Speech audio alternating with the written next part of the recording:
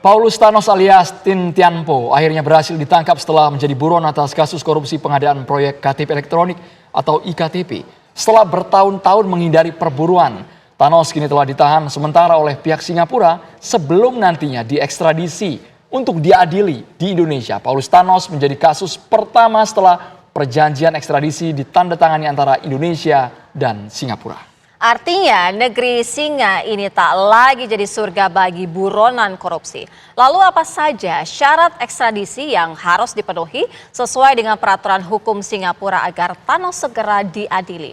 Bagaimana dengan penuntutan pidana terhadap Thanos setelah dilakukan ekstradisi? Kami ajak Anda berdialog, sudah ada narasumber kami yang hadir di studio, baik itu juga melalui Zoom.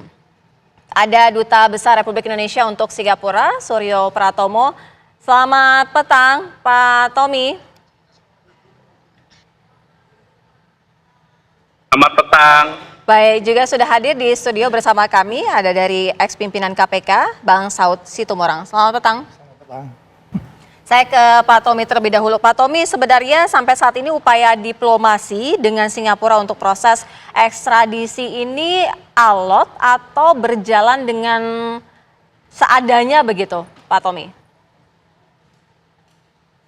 Kalau saya boleh menyampaikan bahwa berjalan sangat baik karena memang sejak awal pemerintah Singapura sangat suportif, bahkan ketika ada permintaan dari Kejaksaan Agung untuk melakukan penahanan sementara, AGC langsung menyampaikan kepada pengadilan Singapura dan pengadilan Singapura pada tanggal 17 Januari yang lalu telah menetapkan mengeluarkan surat penahanan sementara dan berlaku sampai 45 hari. Setelah itu komunikasi antara AGC dengan Kejaksaan Agung dan KPK juga berjalan sangat baik.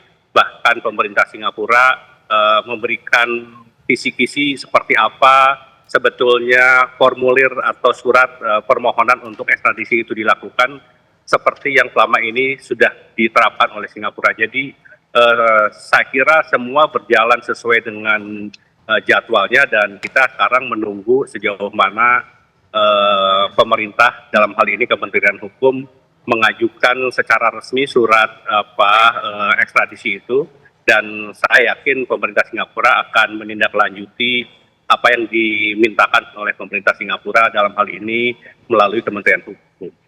Pak Tommy, kami ingin lebih dalam mengetahui bagaimana sebenarnya proses penangkapan Thanos di Singapura pada 17 Januari 2025, Bapak. Betul, jadi tanggal 17 Januari berlaku 45 hari, jadi sekarang prosesnya baru berjalan sekarang kan tanggal 30 ya, jadi masih ada waktu sekitar 2 minggu bagi kita untuk menyampaikan surat permintaan ekstradisi dan sejauh ini kalau kita bisa mendengar penjelasan dari Menteri Hukum, proses itu sedang dilakukan oleh Direktorat Jenderal Administrasi Hukum Umum. Dan sekali lagi kita menunggu saja prosesnya, tapi yang jelas pihak pemerintah Singapura telah menahan Paulus Thanos di Changi Prison untuk 45 hari. Kemarin memang kita ketahui pengacara Paulus Thanos mengajukan permohonan untuk bisa melakukan istilahnya itu di bail, artinya bisa dikeluarkan dengan jaminan uang, tetapi permohonan itu sudah ditolak. Juga permohonan bahwa Paulus Thanos itu memegang paspor diplomatik dari Guinea Bissau dan telah disampaikan juga oleh pihak Kementerian Luar Negeri Singapura bahwa permohonan kekebalan diplomatik itu tidak berlaku karena selama ini Kementerian Luar Negeri Singapura juga tidak pernah menetapkan atau menyatakan Paulus Thanos itu sebagai diplomat yang memiliki kekebalan hukum dari pemerintah Guinea Bissau. Ya, baik. Kalau dari Bang Saud melihatnya ini upaya penangkapan buron Thanos ini selama bertahun-tahun ini seperti apa? Ya pertama karena memang dari awal kan kasus ini complicated ya. Ya dong, dimulai tahun 2009 kan rencananya itu. Bayangin aja 2009 dimulai, 2011 kemudian ada pemenangnya, kemudian 2011 juga ada kasus ini didalami oleh pihak kejaksaan, ada sekitar cuman berapa miliar begitu dugaannya. Baru kemudian 2012 KPK mulai dalamin lagi, 2014 mulai menetapkan tersangkanya. 2018 baru dia masuk ke pengadilan. Anda bisa bayangkan dari 2009. Begitulah kalau ini dana cukup besar, dan kalau kita lihat dia mulai dari 2009 ke 2011, lama banget ya rencananya. Uang itu udah ada 2009. Kenapa 2011 baru ditentukan pemenangannya? Kita bisa bayangkan waktu dulu belum ada sistem online ya. Jadi yang makanya saya bilang tadi complicated. Dan saya pikir siapapun pemenangnya di sini, dia bisa menduga kalau ini ketangkep pasti dia bakal kena gitu. Dan yang kami aneh, kasus yang sangat rumit ini 2019 Thanos sudah menyandang status tersangka, tetapi sempat-sempatnya kabur. Kaburnya bertahun-tahun pula. Iya, itu makanya waktu yang bersangkutan pasti sudah memperkirakan ketika kemudian tahun 2014 KPK sudah mendalami, nah kemudian tahun 2017 menyentuhkan tersangka, dan 2018 mulai di P21-nya, dia sudah memperkirakan, makanya 2017 dia udah nggak di Indonesia kan. Iya, dugaannya 2017 dia udah nggak di Indonesia, udah tahu nih bakal rame nih, bakal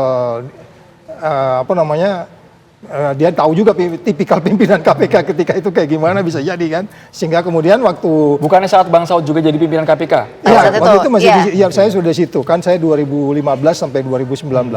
Memang intensnya itu di 2016 sampai 2018 itu. Kalau koordinasi KPK dengan Interpol bagaimana? Karena dia kan juga sempat kabur, terus mengganti kewarganegaraan gitu. Ya, tetap ada saja. Kita kan kalau penyidik kan cepat untuk bertindak untuk kemudian bagaimana kita berkoordinasi dengan Interpol menyampaikan itu. Tapi lagi-lagi kan selalu ada persoalan soal ekstradisi kan. Makanya perjanjian dengan Singapura itu kan baru kita lakukan sekitar 2020-an lebih. Missing link-nya di mana sih Bang? Sebenarnya kalau missing link-nya itu sebenarnya di mana begitu? Ya, yang paling utama memang kombinasi antara KPK yang kemudian tidak intens untuk mencari, of course tidak intens. Kalau mau intens sebenarnya harus ada satu unit yang khusus mengikuti kasus ini. Semua buronan-buronan harus ada unit. Ini penyidik ini kan sambil dia kerja juga kasus yang lain. Nanti muncul kasus ikut lagi gitu. Jadi kombinasi dengan yang bersangkutan juga cukup lihai untuk mengantisipasi ini. Kalau nggak mungkin dia sampai dapat kewarganegaraan lain segala macam. Dia menggunakan berbagai cara untuk nggak dikenakan oleh hukum Indonesia. Dan pada bagian lain kita harus akui bahwa fokus KPK untuk kemudian melihat orang yang berpotensi ataupun katakan sudah tersangka tidak terlalu intens. Belum lagi kalau kita lihat 2019 sampai 2024 itu ada persoalan di internal KPK kan. Ya, jadi itu juga kombinasi antara kondisi di dalam KPK, kemudian peliknya kasus itu, terus kemudian yang bersangkutan juga sudah mengantisipasi, makanya dia begitu P21 kasus ini dia udah nggak di Indonesia. Karena bagaimanapun nanti kita akan lihat bagaimana peranan yang bersangkutan yang begitu sangat dominan di sini. Karena konsentrasi terpecah di tubuh KPK. Kala itu bagaimana syarat atau kriteria ekstradisi ini agar berkasnya lengkap dengan tenggat waktu yang ada yakni 45 hari Pak Dubes. Sesaat lagi hanya di Kabar Petang pemirsa.